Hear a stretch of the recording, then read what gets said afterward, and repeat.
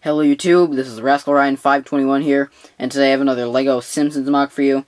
And this will unfortunately be my last Simpsons MOC. You will see my giant, all my MOCs put together. I'm going to call it my Springfield MOC or something along the lines of that. So be on the lookout for that. That should be coming to you very soon. But in terms of individual MOCs, this is my final one. And I think in terms of, this one doesn't look the most accurate, but I think in terms of, details and whatnot, this one probably is one of the best. So, this is my MOC, I don't even know if I mentioned it, this is my MOC of the power plant, the Springfield Nuclear Power Plant, run by Mr. Burns, where Homer works. So yeah, this is a cool MOC, let's get started. So on the front right here, we've got just like a little yellow, I don't know, it's kind of like the building portion of the power plant, I guess. And then you've got Chief Wiggum, he's kind of walking around outside, patrolling the area.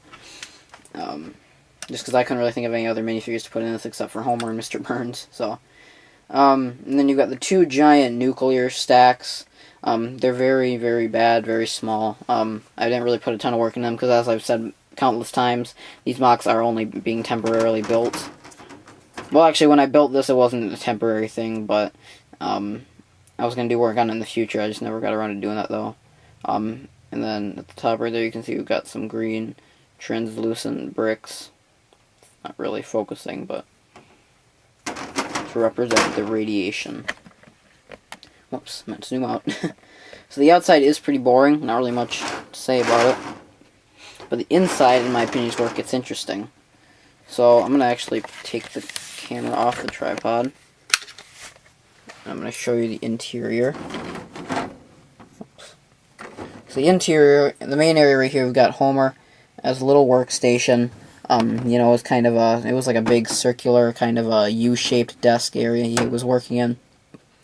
So I've just got that, and I've got him in a little swivel chair. And, so there's that, just kind of like a cool technique used for that. Over here, I've got this glass that's kind of blocking, it's supposed to be the area where they stick their hands in, the gloves, and they kind of pick up the uranium rods, transport them and such. So that's kind of what that is supposed to represent. And then there's protective glass right there. I had to kind of put this all, I had to, shove it all in one area. That's why it's right next to Homer's workspace, because I didn't really have a ton of interior room to work with. And then just along the wall, I've just got loads of different controls and whatnot. Along this wall over here, we've got another panel. Another white panel right there. And so that's that. And then over here, by Mr. Burns' desk. I've got, well, actually, I should say, yeah, this is Mr. Burns' office. I've got some yellow, little railing pieces on the sides. And then I've got a little red velvet carpet. So that's what I can imagine Mr. Burns probably has in his office. In fact, actually, from what I remember, I think that is what he has. I wanted to put, a hatch that he opens up in the middle of the room or whatever, to let the other, to let whoever, Homer or whatever, who's talking, go through, a trap door or something. But I didn't know how to do that technique, and like I said, I didn't put a ton of work into something that's just being built for temporarily. And that sitting on is just a regular red chair. We've got Mr. Burns, and here's kind of Homer's view if he were, to ask Mr. Burns for a raise or something. And then we've got the three-eyed goldfish, and the little tank right there sitting on the desk. Now we've got some controls for him to release the hounds.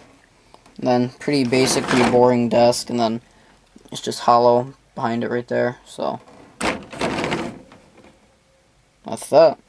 Then it's built on, I turn it to the sides, built on these base plates. This one's kind of hard to come by, so you could also just use something else to kind of replace that. You could always use another brick and build something similar to this. But like I said, I don't think this is the most accurate Simpsons MOC I've done. But in terms of how I don't know, in terms of how good it looks, in a way, in terms of the detail and whatnot, I would say this is one of my best ones. So there's that. This has probably been one of my shortest Simpsons MOC videos. But there's really not a ton. Like I said, there's not a ton to show about this MOC. Very small. I think if LEGO ever does do the nuclear power plant, it will be a lot larger than this, probably even bigger than the Simpsons house. Probably make it a $300 set or something, but hey, good news is, I don't know if I mentioned this in a past Simpsons mock video, they are building, or at least it sounds pretty accurate, that they are going to be doing a Quickie Mart Lego set coming out next year. So be on the lookout for that. I think it's supposed to be smaller than the Simpsons house. Hopefully $100 or smaller, because I've been buying a lot of bigger sets lately. You know, like the Tumbler and the Tower of Orthanc and